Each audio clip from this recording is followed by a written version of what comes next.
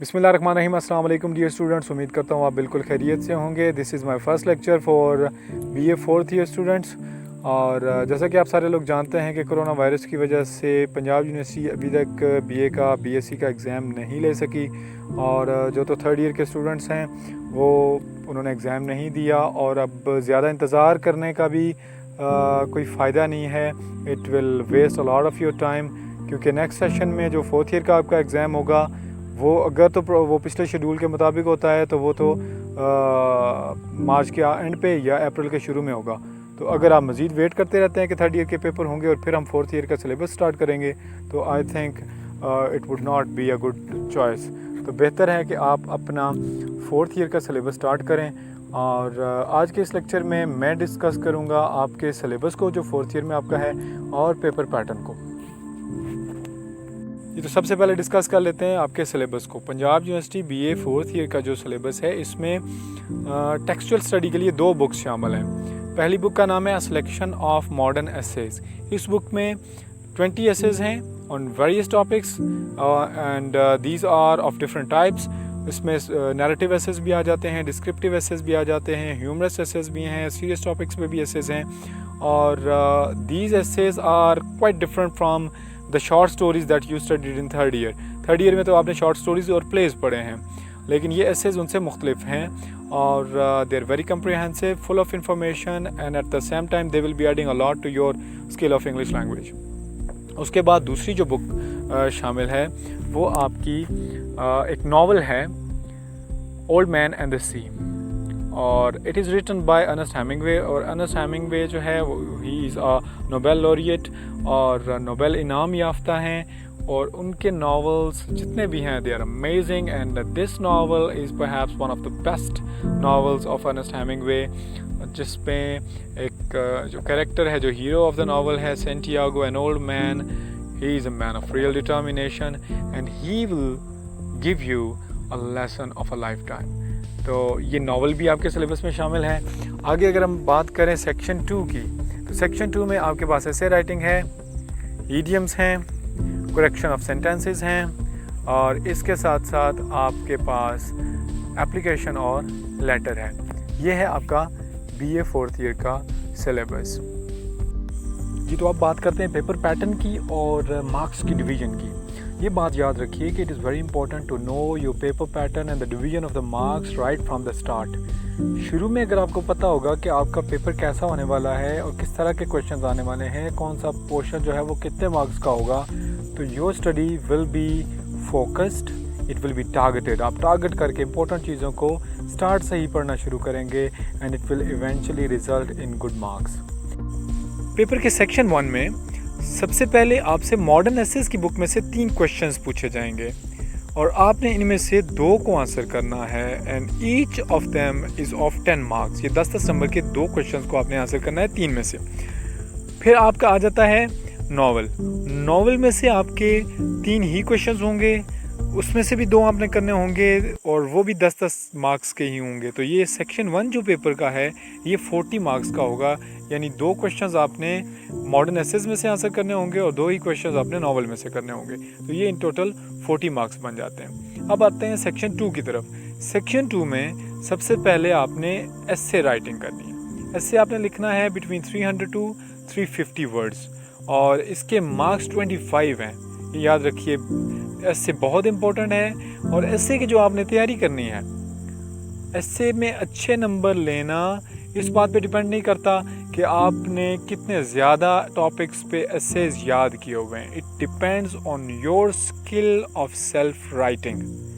आप किस तरह एक एस्से किसी टॉपिक पे खुद लिखते हैं, अपने आइडियाज़ को एक प्रॉपर शेप देते हैं, किस तरह उसको प्रॉपरली स्टार्ट करते हैं, आउटलाइन बनाते हैं, आर्गुमेंट्स देते हैं, एग्जांपल्स देते हैं और फिर उसको कंक्लूड करते हैं। इस पे पूरा इंशाल्लाह हम एक लेक्चर डिटेल बनाएंगे और हो सकता है एक से ज़्यादा लेक्चर इस पे बनाने पड़ें। एस्से राइटिंग बहुत इंपॉर्टेंट है और बहुत सारे स्टूडेंट्स जो हैं सिर्फ वो याद किए हुए एस्सेज पे डिपेंड करते हैं और वहाँ पे टॉपिक कुछ भी आ सकता है और ultimately they don't get good marks. Next आपके पास होंगे करेक्शन ऑफ सेंटेंसेस। 10 आपके पास सेंटेंसेस आएंगे जिनमें कोई ना कोई एरर होगा, आपने उनको करेक्ट करना होगा। अब वो एरर प्रपोजिशन का भी हो सकता है, नाउन का भी हो सकता है, प्रोनाउंस का भी हो सकता है, उसके बाद वो टेंस की कोई उसमें मिस्टेक हो सकती है, हेल्पिंग वर्ब्स की हो सकती है। तो डिफरेंट काइंड्स ऑफ एरर्स हो सकते हैं उनमें से, और उन 10 सेंटेंसेस में से आपने 5 को करेक्ट करना है और ये 10 मार्क्स से होंगे। उसके बाद आपके पास ईडियम्स हैं। ईडियम्स उसी तरह के हैं जिस तरह के आपने इंटरमीडिएट में पढ़े हैं, बस उस कलेक्शन में कुछ मज़ीद इजाफा हो जाएगा, कुछ न्यू ईडियम्स भी आप उसमें आ जाएंगे। ये दो ही नंबर के एक ईडियम होगा, और इन टोटल आपके पास 10 ईडियम्स होंगे, out of which you have to use 5 in your sentences. आपने 5 को अपने सेंटेंसेस में यूज़ करना होगा, इसके भी 10 मार्क्स हैं। अब ये जो ईडियम और करेक्शन वाला पोर्शन है, ये 20 मार्क्स इंतहा दर्जे के ईजी हैं। अगर आप थोड़ा सा इन पे काम करें और प्रॉपर वे में काम करें तो ये 20 मार्क्स आप बड़ी आसानी से ले सकते हैं, और ये 20 के 20 मिल सकते हैं। एक तो इसमें चॉइस बहुत ज़्यादा है। करेक्शन में भी 10 सेंटेंसेस में से 5 को आपने करेक्ट करना है। ईडियम्स में भी आपके पास 10 ईडियम्स हैं, 5 को आपने अपने सेंटेंसेस में यूज़ करना होता है। तो ये मेरे ख्याल में बड़े वाइटल मार्क्स हैं, बड़े इंपॉर्टेंट मार्क्स हैं, जो कि बड़े ईजीली हासिल किए जा सकते हैं। It will make a lot of difference in your result. फिर उसके बाद आपके पास आ जाएंगे जनाब एप्लीकेशन या लेटर। एप्लीकेशन आपने लिखनी होगी, जॉब की एप्लीकेशन आती है यूजुअली, तो वो एक नई चीज़ होगी। उससे पहले आपने इंटरमीडिएट में जो एप्लीकेशंस पढ़ी हैं वो तो प्रिंसिपल के नाम की थी मोस्टली। तो अभी आपने जॉब के लिए एप्लीकेशन लिखनी होगी, उसको भी डिस्कस कर लेंगे। इतनी ज़्यादा उसमें डिफरेंसेस नहीं होंगे, लेकिन उसको भी हम प्रॉपर इंशाल्लाह एक लेक्चर में डिस्कस करेंगे। साथ लेटर आपके पास होगा। एप्लीकेशन और लेटर में चॉइस होगी। तो लेटर भी जो है वो मोस्टली किसी न्यूज़पेपर को आप लेटर लिखते हैं किसी टॉपिक के बारे में अवेयरनेस पैदा करने के लिए। उसका भी जो प्रॉपर फॉर्मेट है, उसका जो प्रॉपर तरीका है, वो भी हम डिस्कस करेंगे। अब एक बहुत ज़रूरी बात जो कि आपको समझना होगी राइट फ्रॉम द स्टार्ट, कि आपने देखा होगा कि स्टूडेंट्स मैट्रिक में बहुत अच्छे मार्क्स लेते हैं, इंटर में बहुत अच्छे मार्क्स लेते हैं, लेकिन जब वो पंजाब यूनिवर्सिटी का एग्ज़ाम देते हैं तो उनका जो मार्क्स हैं उनके वो एकदम से बहुत कम हो जाते हैं, उनकी परसेंटेज बिल्कुल गिर जाती है। अब उसके पीछे रीज़न क्या है? रीज़न है हमारी अप्रोच टू द स्टडी भी और अप्रोच टू द एग्ज़ामिनेशन भी। अब बोर्ड का जो क्राइटेरिया ऑफ एग्ज़ामिनेशन है और जो क्राइटेरिया है मार्किंग का, वो डिफरेंट है पंजाब यूनिवर्सिटी से। बोर्ड में आप जो चीज़ें याद करते हैं अपनी बुक से, if you produce them as it is on the paper, तो you will be getting good marks. लेकिन पंजाब यूनिवर्सिटी में ऐसा नहीं है। Punjab university does not encourage cramming. जो आपने रट्टा मारा हुआ है, जो आपने याद की हुई चीज़ें वहाँ पे लिखनी है, they won't bring you good marks. अच्छे नंबर उनसे नहीं आने वाले, ये बात याद रखिए। Punjab university specially when we are talking about languages, English language, तो they will be demanding a very good writing skill from you. आप अगर अच्छा लिखना जानते हैं, आपके अगर ग्रामर की नो हाउ है और आपकी वोकैबुलरी अच्छी है, if you are good at using good vocabulary, good idiomatic expressions, अच्छी ग्रामर, तो फिर you will be getting good marks. अगर तो आप उस रटाई पे डिपेंड करने वाले हैं तो आइदर यू विल फेल और यू विल गेट बड़ी एवरेज मार्क्स, तो वो पासिंग मार्क्स लाने वाली बात होती है। तो ये बात याद रखिए कि आपकी अप्रोच बिल्कुल डिफरेंट होगी उस अप्रोच से जो कि आपकी बोर्ड के एग्जामिनेशन की तरफ थी। अब जो कॉमन मिस्टेक्स हमारे स्टूडेंट्स करते हैं, जो मैंने कहा अप्रोच में गलती है, कि जब वो किसी पीस ऑफ टेक्स्ट को पढ़ रहे हैं, चाहे वो कोई ऐसे पढ़ रहे हैं या शॉर्ट स्टोरी पढ़ रहे हैं या पोइट्री पढ़ रहे हैं, तो वो उसको सिंपल एक स्टोरी की तरह पढ़ते हैं और फिर उसकी एक समरी अपने जहन में बिठा लेते हैं। लेकिन एक पीस ऑफ लिटरेचर को पढ़ते हुए बहुत सारी चीज़ों को जहन में रखना होता है। उसके बहुत सारे पहलू होते हैं, बहुत सारे पर्सपेक्टिव्स होते हैं। उसमें राइटर का लिखने का स्टाइल देखना होता है, उसकी लैंग्वेज देखनी होती है, उसके अंदर जो लिटरेरी डिवाइसेस, अगर पोइट्री पढ़ रहे हैं तो उसमें बहुत सारे लिटरेरी डिवाइसेस और मीटर और इस तरह की बहुत सारी चीज़ें देखने वाली होती हैं।